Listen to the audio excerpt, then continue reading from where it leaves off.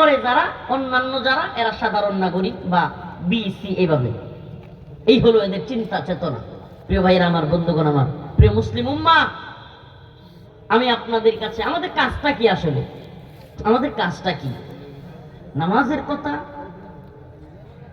হজের কথা, কুরবানির কথা, রোজার কথা, এগুলো তো বলবোই আমরা।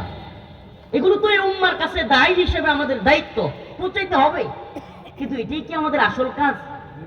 আমি তো মনে করি আল্লাহ পাক যে উদ্দেশ্যে রাসূলকে পাঠিয়েছেন, কোরআনের যে ঘোষণা তিনি দিয়েছেন, হুয়াল্লাযী আরসালা রাসূলাহু বিল হুদা ওয়া দীনিল হক লিইয়ুযহিরাহু আলাদ দীনি কুল্লিহি ওয়ালাউ কারিহাল মুশরিকুন।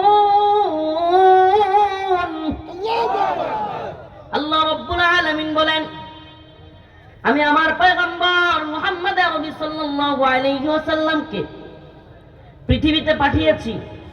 হুয়াল্লাযী আরসালা রাসূলাহু বিল হুদা ওয়া দীনিল হক, সত্য দিন দিয়ে, হিদায়াত সহকারে।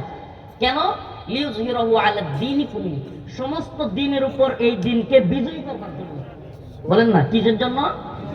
সমস্ত দিনের উপর, সমস্ত মতবাদের উপর এই দিনকে বিজয়ী করা। সমস্ত মতবাদ, সমস্ত জাহালত, সমস্ত কুফরি সিস্টেম, শিরকি সিস্টেম, সমস্ত তাগুতি সিস্টেম, সব কিছুকে পরিবর্তন করে একমাত্র আল্লাহর জমিনে আল্লাহর দ্বীনকে প্রতিষ্ঠা করবার জন্যই আমার রাসূলকে আল্লাহ পাক পাঠাইছে। আচ্ছা, ওই কাজটা এখন রাসূল নাই, ওই দায়িত্বটা কি এখন উলামায়ে কেরামের না? আমার কথা কি বুঝাইতে পারতেছি না?